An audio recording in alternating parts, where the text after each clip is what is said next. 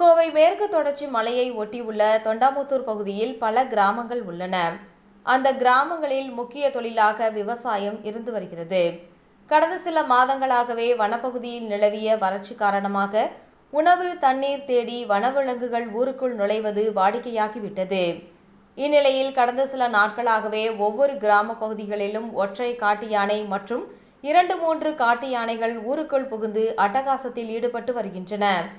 இதையடுத்து கடந்த 10 நாட்களாகவே மருதமலை பகுதியில் சுற்றி வரும் ஒற்றை காட்டு யானை IOB காலனி, லெப்ரஸ் காலனி போன்ற பகுதிகளில் இரவு நேரங்களில் சாலைகளில் சுற்றித் திரிகின்றது. இந்நிலையில் நேற்றிரவு அப்பகுதியை சேர்ந்த ஜெய்சூர்யா என்பவரை அந்த ஒற்றை காட்டு யானை தாக்கியது. அதில் படுகாயமடைந்த அவரை அருகில் இருந்தவர்கள் மீட்டு தொண்டாமுத்தூர் அரசு மருத்துவமனைக்கு முதலுதவி சிகிச்சைக்கு அளித்தனர். பின்னர் மேல் சிகிச்சைக்காக கோவை அரசு மருத்துவமனைக்கு கொண்டு சென்று அனுமதித்துள்ளனர். இந்நிலையில் கடந்த 15ஆம் தேதி அன்று இரவு 3 மணிக்கு அப்பகுதியில் பிச்சை எடுத்து வந்த சிவசுப்பிரமணியம் என்ற முதியவர் சாலையில் நடந்து சென்று கொண்டிருந்தார். பின்பக்கமாக யானை வந்ததை கண்டு அதிர்ச்சி அடைந்த அவர் ஓடி செல்ல முடியாமல் பயந்து நடுங்கி நின்று கொண்டுள்ளார்.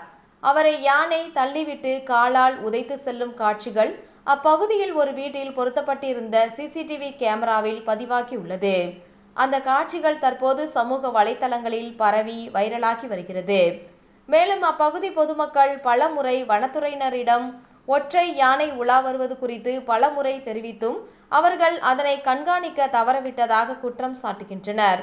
மேலும் அப்பகுதியில் வனவிலங்குகளின் நடமாட்டத்தால் உயிருக்கு ஆபத்தான நிலையில் வாழ்ந்து வருவதாகவும் தமிழக அரசும் வனத்துறையும் அப்பகுதி பொதுமக்களின் உயிரை பாதுகாக்க வேண்டும் என்பதே அனைவரின் கோரிக்கையாக உள்ளது.